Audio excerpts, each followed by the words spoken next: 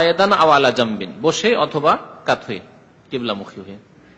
মিসলুল মারিদ আল খায়েফ ওয়াল উরিয়ান ওয়া মান ইয়াহতাজু লিল জুলুস আও লিল ইরতিদা লিমুদাওয়াতিন তাতাতাল্লাবু আদাম আল কিয়াম ওয়া কাযালিকা মান কানা লা ইস্তাতিউল কিয়াম লিকিসারি সাকফিন ফাওকাহু ওয়া লা ইস্তাতিউল খুরুজ।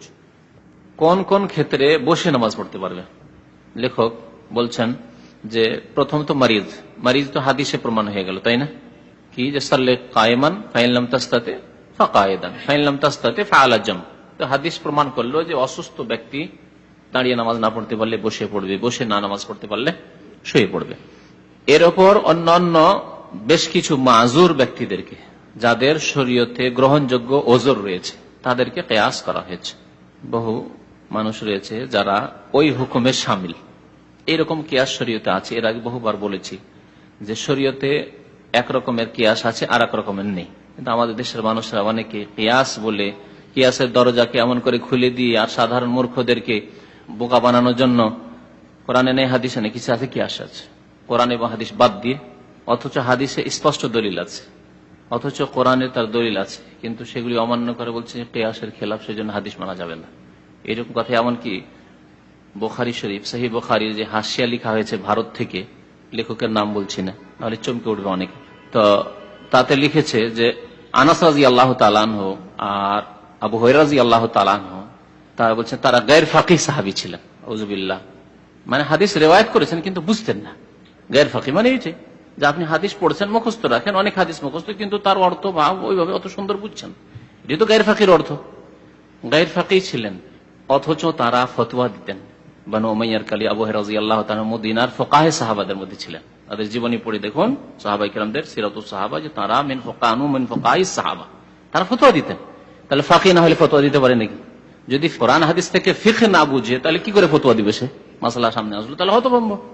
কিন্তু এই বেয়াদবির কথা সহিহ বুখারী হাসিয়াতে রয়েছে। আর তার আগে রয়েছে আমাদের দেশের একটি উসুল ফিকহের কিতাব আছে, নুরুল আনোয়ার, তাতে আছে। নুরুল আনোয়ার কিতাবটি কওমি মাদ্রাসায় পড়ানো হয়। নুরুল আনোয়ার কিতাবটি ফাজেল ক্লাসে পড়া হয় আলিয়া মাদ্রাসাগুলিতে। আমাদের ভাই এখানে জাকির আছে, জানি আজকে ক্লাস আছে কিনা, তো ওকে একদিন জিজ্ঞেস করলাম, বেশ কিছুদিন আগে, অনেক দিন আগে, তখন নতুন নতুন এসেছিল আর চরমনায় ভক্ত ছিল, আপনারা জানেন অনেকে। তো তাকে জিজ্ঞেস করলাম, নুরুল আনোয়ার পড়েছেন? বলছে হ্যাঁ, আলিয়া মাদ্রাসায় পড়েছি অল্প কিছু। তাতে আছে বেশ কিছু মাসলার কথা বললাম, তার মধ্যে একটি মাসলা আছে যে যদি গায়র ফাকিহ সাহাবীর বর্ণিত হাদিস কিয়াসে জালির খেলাফ হয়, স্পষ্ট কিয়াসের খেলাফ হয়, তাহলে হাদিসকে ছেড়ে দিতে হবে।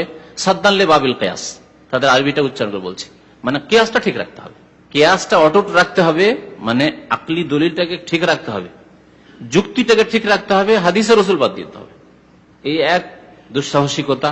আর নাম্বার 2, সাহাবায়ে কেরামদের সম্পর্কে বেয়াদবি।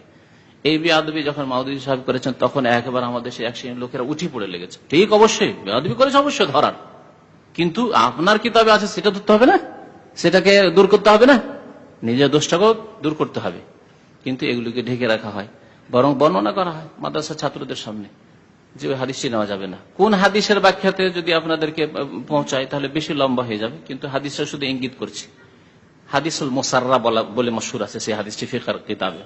অর্থাৎ কেউ যদি গাই বেচতে যায় বা ওঁট বেচতে যায় আর গিয়ে ধোকা দেয় দুধের ক্ষেত্রে, এটা হচ্ছে কিরকম, 2 দিন 5 দিন দুধ দহয়নি, তার দুধ দহয়নি, আর বাঁটগুলি খুব ভারী ভারী হয়ে আছে আর নিয়ে গেছে, তারপরে দুধ দুয়ে দেখিয়ে দিল যে দেখো আমার গাভীর বা আমার গায়ের কত দুধ, 10 কিলো দুধ হচ্ছে বা 5 কিলো হচ্ছে, প্রথম দিন দেখিয়ে দিল।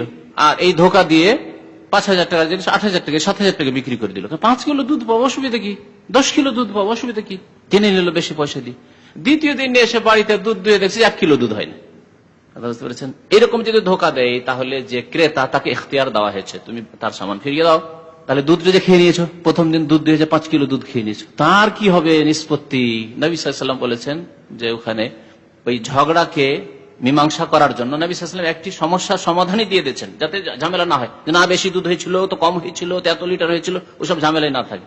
তাই বলেছেন তার সাথে ওয়াসা মিন তোমার, 100 খেজুর দিয়ে দিবে, 5 কিলো হোক 10 কিলো হোক, যত কিলো বা যত লিটার দুধ হোক না কেন, 100 তোমার ওই দুধের বদল দিয়ে দিবে। তারা বলছে এটা কিয়াসের খেলাফ, দুধ 5 কিলো হতে পারে, 10 কিলো হতে পারে, 7 কিলো হতে পারে, আর সব ক্ষেত্রে 100 আমার, এটি কিয়াসের খেলাফ। আর এই হাদিস বর্ণনাকারী আবু হুরায়রা অথবা আনাস। সুতরাং এই হাদিসকে বাদ দিয়ে দিতে হবে, যদিও সহিহ বুখারীর হাদিস, আর কিয়াসের উপর আমল, যুক্তির উপর আমল করতে হবে। যুক্তি হচ্ছে যে দুধ তো একরকম হয় না, একটা গাভীর ক্ষেত্রে ধোকা দেওয়া হয়েছে সেখানে 5 লিটার, আর একটা গাভীর ক্ষেত্রে ধোকা দেওয়া হয়েছে 10 লিটার। কথা বুঝতে পারছেন আমার এখন মাসলা কিরকম দুঃসাহসিকতা, হাদিসে রসুল বাদ, অথচ এটি হচ্ছে হেকমত। এই হেকমতটি বুঝায় যে তারা যুক্তি পেশ করলে একরকম, যেটি হাদিসের খেলাফ। আর হাদিসের পেছনে যুক্তি শুনুন। হাদিসের পেছনে যুক্তি হচ্ছে যে যদি নবী করিম সাল্লাল্লাহু আলাইহি ওয়াসাল্লাম ধার্য না করে দিতেন যে 100 ধার্য না করতেন, তাহলে ঝগড়া শুরু হতো। যে ক্রেতা নিয়ে গেছে আর 5 লিটার দুধ খেয়েছে, সে হয়তো বলছে না দুধ বেশি হয়নি, দুধ বেশি হয়নি, 5 লিটার আমি দুধ হয়েছে, 5 লিটারের পয়সা দেবো। এ বলছে না আমার গাভীর 10 লিটার দুধ হয়, 10 লিটার দাম দিতে হবে তোমাকে। ঝগড়া হইতো না? হইতো না? কিয়ামত পর্যন্ত এইরকম ঝগড়া কেস যে কত আসতে থাকতো আদালতে, মারপিট হইতো এই নিয়ে, ঠিক না? কারণ সামান তো তার ফিরিয়ে দিবে, গাভী তো গরু তো তার ফিরিয়ে দিবে, তার সাথে এই দুধ নিয়ে ঝগড়া হইতো, দুধের পরিমাণ নিয়ে টাকা নিয়ে। এই ঝগড়ার একবারে মূলকে সাফ করে দেওয়ার জন্য ঝগড়াই না হয়, একসা খেজুর দিয়ে দেওয়া। নবী করিম সাল্লাল্লাহু আলাইহি ওয়াসাল্লাম এই হিকমতের জন্য আল্লাহর পক্ষ থেকে ওহী গায়র মাতুলি দিয়ে ফয়সালা করেছেন, ওমা ইয়ানতিকু আনিল হাওয়া ইন হুয়া ইল্লা ওয়াহয়ুন ইউহা। আর তারা বলছে যে এটা কিয়াসে জালির খেলাফ, সেজন্য এই হাদিসটাকে ছড়িয়ে দিতে হবে, কারণ এর বর্ণনাকারী হচ্ছে গায়র ফাকিহ। কথা বুঝতে পেরেছো? তো কথা হচ্ছে যে কিয়াস সম্পর্কে এক শ্রেণীর লোকেরা, জাহিরি যারা, তারা বলছে কিয়াস নেই, ভুল, এটি অবশ্য কিয়াস আছে। আর আরেক শ্রেণীর লোকেরা অন্ধ মুকাল্লিদ মুতাআসসিব, তারা হাদিসে রাসূল বাদ দিয়ে কিয়াস করে। হাদিসে রাসূল বাদ দিয়ে, নাস বাদ দিয়ে, সাহাবায়ে কেরামদের আসার বাদ দিয়ে, যারা সরাসরি নবী সাল্লাল্লাহু আলাইহি ওয়াসাল্লামের কাছ থেকে শিখেছেন, সেগুলিকে বাদ দিয়ে তারা কিয়াসকে, মানে আকলি যুক্তিকে, মানুষের নিজের যুক্তিকে প্রাধান্য দিয়ে থাকে। দুটি রাস্তা ভুল। তাহলে সঠিক কোনটি? যেই ক্ষেত্রে নাসে সরিহ আছে, দলিল প্রমাণ করার কিতাব সুন্নাহ থেকে আছে, আলাল আইনি ওয়ার রাস, শির নত করে মেনে নিতে হবে, শির নত করে মেনে নিতে হবে। আর যেই ক্ষেত্রে দলিল প্রমাণ নেই, কিন্তু দেখা যাচ্ছে যে ওই রকমই সাদৃশ্য, ওই রকমের একটি মাসলার ক্ষেত্রে দলিল আছে, আর ওরই সাদৃশ্য বিভিন্ন দিক থেকে, ইল্লাতের দিক দিয়ে, কারণের দিক দিয়ে, সব দিক দিয়ে ওই রকমই কাছাকাছি অন্যান্য মাসলাগুলি, তাহলে ওই মাসলাগুলিকে এই মাসলার উপর কিয়াস করতে হবে, যে মাসলাটি প্রমাণিত। এর নাম হচ্ছে কিয়াস। এই কিয়াস শরীয়তে আছে। যেমন নবী কারীম সাল্লাল্লাহু আলাইহি ওয়াসাল্লাম সুদ বলেছেন মাত্র 5-6টি জিনিস, 6টি জিনিসের সুদ বলেছেন, ঠিক কিনা?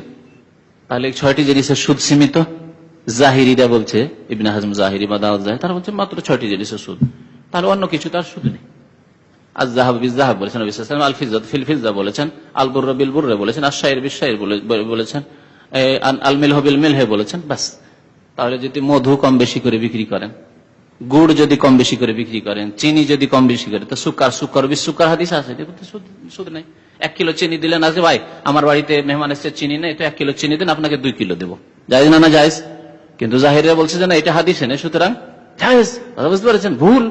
কারণ চিনিতে যে কারণটি, ওই কারণটি লবণে, তাহলে লবণ আসছে শুধু হাদিসে, যে লবণে আপনি কম বেশি করবেন না আর চিনিতে করবেন, জায়েজ নয়। একই রকম এই শরীয়তে কিয়াস আছে। বুঝতে পেরেছেন? নবী করিম সাল্লাল্লাহু আলাইহি ওয়াসাল্লামের জামানায় চাউল দিয়ে কোনোদিন ফিতরা দেওয়া হয়নি। গম আছে, তাই না, খেজুর আছে, কিশমিশ আছে, জবিব আছে, কিন্তু আজকাল আমরা চাউল দিয়ে দিচ্ছি। কারণ নবী সাল্লাল্লাহু আলাইহি ওয়াসাল্লামের একটি হাদিসে তাম শব্দও এসছে, এতে চাউল শামিল এক। দ্বিতীয় কথা হচ্ছে যে আসল উদ্দেশ্য হচ্ছে, বুর বলেছেন নবী সাল্লাল্লাহু আলাইহি ওয়াসাল্লাম, অথবা শাইর বলেছেন, অথবা তামার বলেছেন, এগুলি খাদ্যদ্রব্য দিয়ে কি দিতে হবে? ফিতরা দিতে হবে। আজকালকার অধিকাংশ মানুষের খাদ্যদ্রব্য যেহেতু চাউল, সুতরাং চাউল দিয়ে ফিতরা দেওয়া, এটি কিয়াস, কিন্তু নাসের উপর, দলিলের উপর কিয়াস।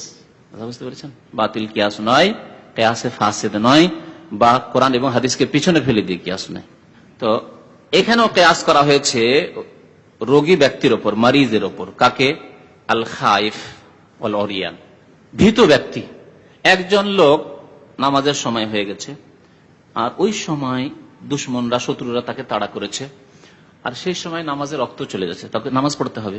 লুকিয়ে আছে, দাঁড়িয়ে যদি নামাজ পড়ে, দূর থেকে ওই যে দেখো, ধরো ধরো ধরো, তাড়াতাড়ি ধরে ফেলবে, দুশ্মনের হাতে ধরা পড়ে যাবে। কিন্তু বসে বসে যদি নামাজ পড়ে, তাহলে আত্মগোপন করতে পারবে, দুশ্মনের চোখের আড়ালে থাকতে পারবে। খাইফ, ওই ব্যক্তি, ভীত ব্যক্তি, দাঁড়ালে আমার ভয় আছে, সেই ব্যক্তি মারিজ, রোগীর মতো মাজুর, রোগীর মতো মাজুর। যদিও এই ক্ষেত্রে যদি বলে যে হাদিস ও রোগীর ক্ষেত্রে আছে, রোগীর যেমন ওজর তেমন এই লোকের ওজর, জীবন তাকে বাঁচাতে হবে। অল ওরিয়ান, উলঙ্গ ব্যক্তি, কাপড় নেই, যা কাপড় ছিল চোরে ছিনতাইকারীতে কেড়ে নিয়েছে, নেই। এরকম হয়, ট্রেনে নেশার জিনিস খাওয়িয়ে দিয়ে একবারে কাপড় চোপড় সব খুলে নিয়ে চলে যায়। এরকম বহু লোকের ঘটনা শোনা গেছে, কিছুই থাকে না শরীরে, কাপড় চোপড় কিছু নেই। যেই রকম অবস্থায় হোক, কাপড় নেই, কিন্তু নামাজ পড়তে হবে। গন্টানামতে নিয়ে গেছে মুসলিম আসামিদেরকে, তাদের সাথে এই নির্যাতন করেছে, কাপড় নেই শরীরে, নামাজ পড়তে হবে না? নামাজ পড়তে হবে। সময় চলে যাচ্ছে, তারা নামাজ পড়বে।